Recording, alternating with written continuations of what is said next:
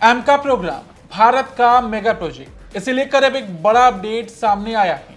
एमका project पर काम कर रहे एल&टी और भारत इलेक्ट्रॉनिक्स लिमिटेड ने डीटीएल को इस प्रोजेक्ट के लिए अपना एक्सक्लूसिव पार्टनर बना लिया है। डीटीएल के जुड़ने से इस मिशन को एक नई रफ्तार मिली है।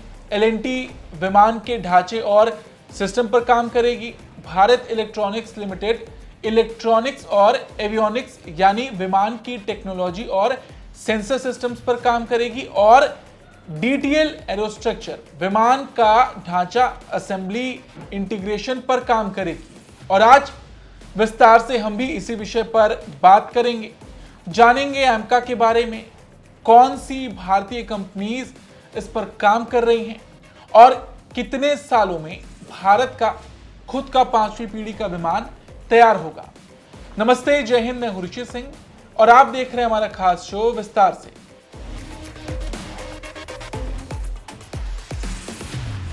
भारत के 5वीं पीढ़ी के लड़ाकू विमान एमका प्रोजेक्ट पर काम कर रहे लार्सन एंड टुब्रो एल&टी और भारत इलेक्ट्रॉनिक्स लिमिटेड बीईएल के समूह ने अब एक डायनोमेटिक टेक्नोलॉजीज लिमिटेड डीटीएल को इस प्रोजेक्ट के लिए अपना एक्सक्लूसिव पार्टनर बना लिया है। कंपनी की तरफ से जारी बयान में कहा गया कि इस साझेदारी से तीनों कंपनियों की ताकत एक साथ आएगी। डीटीएल के पास एरो स्ट्रक्चर, विमान के ढांचे और सब सिस्टम बनाने का अंतर्राष्ट्रीय अनुभव है।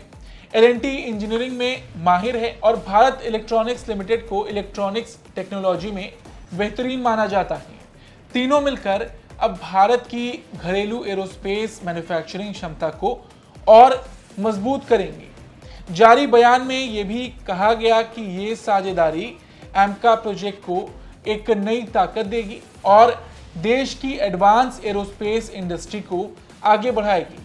एल&टी के senior vice president Arun Ramchandani ने कहा, डायनोमेटिक टेक्नोलॉजी के जुड़ने से हमारे मिशन को नई गति और सटीकता मिलेगी। ये साझेदारी सिर्फ एक फाइटर जेट बनाने की नहीं बल्कि भारत की एरोस्पेस इंडस्ट्री को नए स्तर पर ले जाने की भी है। आपको बता दें, डीटीएल पिछले 30 सालों से सुपरसोनिक विमान के स्ट्रक्चर बना रही है।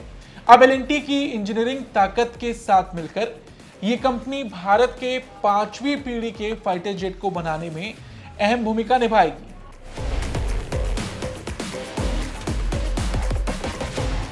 देखिए, एमका प्रोजेक्ट भारत का एक बड़ा प्रोजेक्ट है। इस 5वीं पीढ़ी के multi role stealth fighter jet को तैयार करने के लिए बड़े स्तर पर काम भी हो रहा है। ये एक ऐसा लड़ाकू विमान होगा जो रडार से बच सकेगा और वायुसेना और नौसेना दोनों के लिए काम में आएगा। इस प्रोजेक्ट में अब 3 बड़ी भारतीय कंपनियां मिलकर काम करेंगी।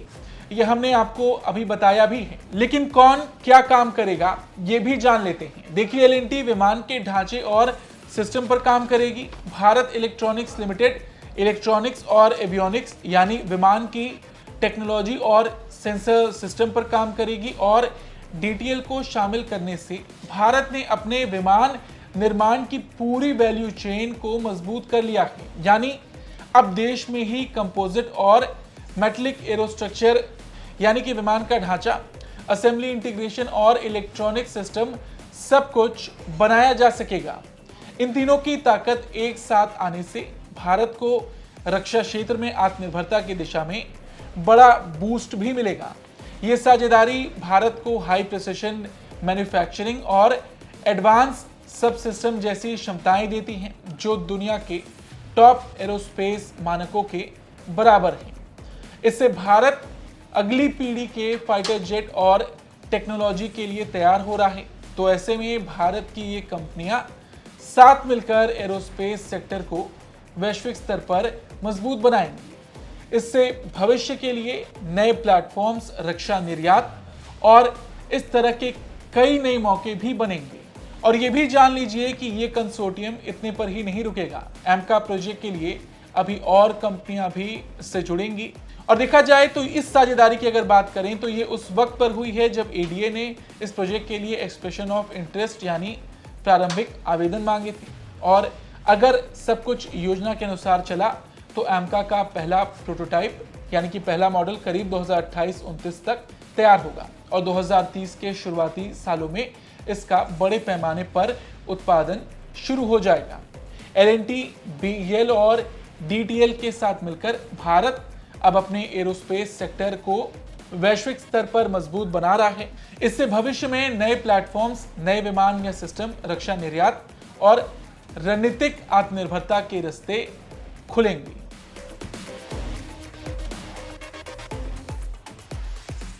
और क्योंकि हमने पिछले एपिसोड में लड़ाकू विमानों के इंजन्स की बात की थी, ये जाना था कि कैसे भारत एमका को बनाने तक ही सीमित नहीं है, भारत एमका के इंजन्स को लेकर भी योजनाओं पर काम कर रहा है।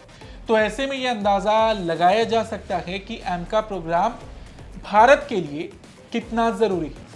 देखिए, आज मौजूदा वक्त में भारत के पास एक भी स्टेल्थ फाइटर जेट्स नहीं और एकमात्र स्वदेशी प्रोजेक्ट एमका भारतीय वायुसेना 5th जनरेशन फाइटर जेट के लिए भारतीय वायुसेना DRDO के साथ मिलकर काम कर रही है और L&T, BEL और DTL जैसी कंपनियां इसमें जुड़ गई हैं, तो इसे जरूर आने वाले वक्त में बूस्ट मिलेगा। एमका आने वाले दशक में भारत के सबसे घातक विमानों में से एक होगा।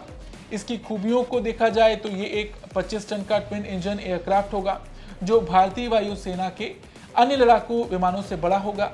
ये विमान स्टेल्थ तकनीक से लैस होंगे और दुश्मन के रडार को चकमा देकर हमले को अंजाम दे सकेंगे। दुनिया में केवल कुछ चुनिंदा देश हैं जैसे अमेरिका, रूस और चीन, इनके पास ही आज 5वीं पीढ़ी के स्टेल्थ फाइटर जेट हैं। इसमें अमेरिका का F-22 रैप्टर, F-35, चीन का J-20 और रूस का सुखोई Su-57 शामिल है।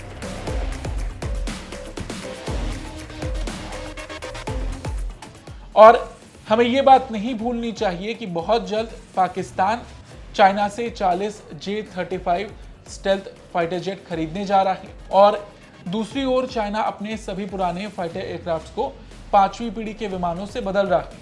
वो अपने 5th जनरेशन के विमान J-20 को भी अपनी वायुसेना में शामिल कर चुका है। तो ऐसे में भारत के इस प्रोग्राम का सफल होना और समय पर सफल होना बहुत मायने रखता है।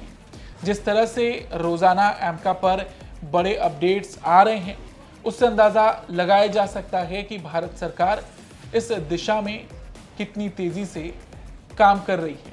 हाँ, अभी भी 8-10 साल लगेंगे, लेकिन 8-10 सालों में भारत अपना स्टेल्थ लड़ाकू विमान खड़ा करेगा, ना कि किसी दूसरे देश पर निर्भर होकर उनके विमानों का इस्तेमाल करेगा और ये एक बड़ा बदलाव होगा। फिलहाल आज की इस खबर में इतना ही। आपको ये खबर कैसी लगी कमेंट करके जरूर बताएं। धन्यवाद।